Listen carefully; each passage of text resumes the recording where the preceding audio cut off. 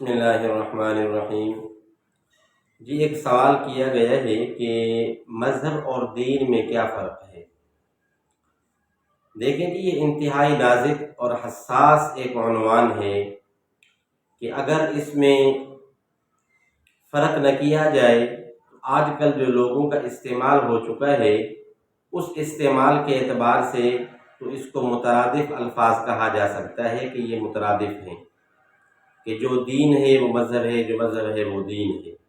ایک تو یہ بھی عرف بن چکا ہے، لوگوں کا ایک استعمال یہ بھی ہے، اور ایک استعمال دوسرا بھی بن چکا ہے کہ کافی جو اسکالر ہیں اور دوسرے پروفیسر اس قسم کے لوگ وہ کہتے ہیں بھائی دین ہی ہے، مذہب جو بھی ہیں سارے غلط ہیں۔ ان الدین عند اللہ الاسلام، کہ بے شک دین تو اللہ کے پاس ایک ہے اور وہ اسلام ہے۔ تو یہ بھی کچھ لوگوں کا استعمال ہو چکا ہے کہ بھائی مذہب سارے غلط، دین ایک ہی ہے۔ اور اس سے پہلے میں نے بتایا یہ دو استعمال یہ ہو گئے۔ البتہ جو میرے نزدیک صحیح اس کی تعبیر ہے وہ یہ کہ دین اور مذہب میں ایک باریک فرق ہے، یا کہو کہ بہت بڑا فرق بھی ہے۔ وہ اس اعتبار سے باریک اس اعتبار سے کہہ رہا ہوں کہ دین جو ہے وہ ایک منزل کا نام ہے اور مذہب اس کا راستہ ہے۔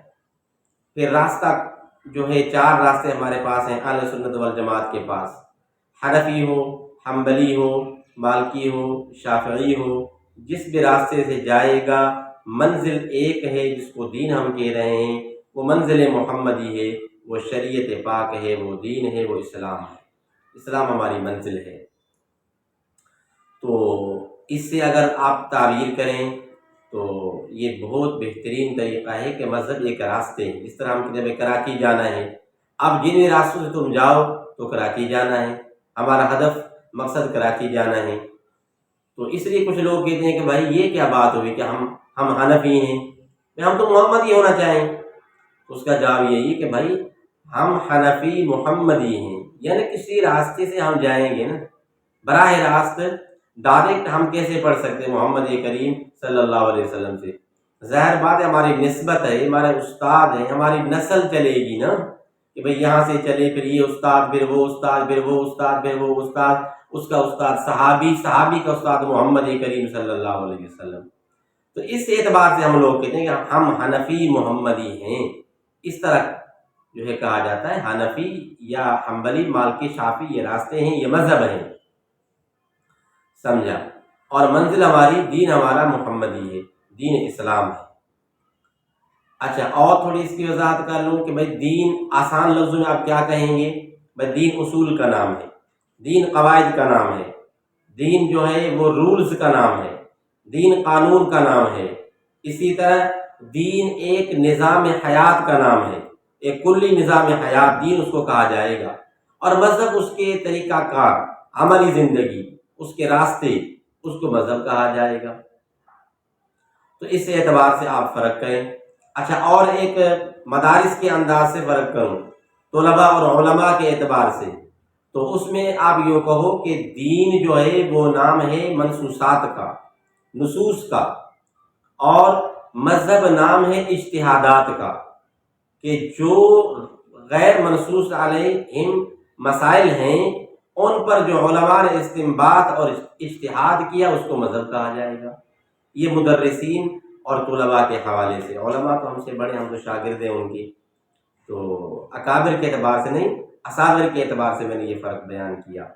اور عوام کے لیے آسانی کے لیے اس سے پہلے میں نے کہہ دیا کہ بھائی دین ایک قانون کا نام ہے، دین ایک مکمل نظام حیات ہے، اور مذہب اس کے طریقہ کار، عملی زندگی اور راستوں کا نام ہے۔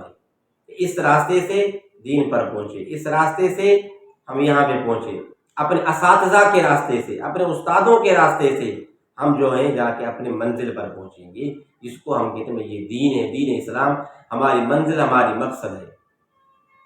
تو یہ فرق ہو گیا اس کے اندر، اس اعتبار سے۔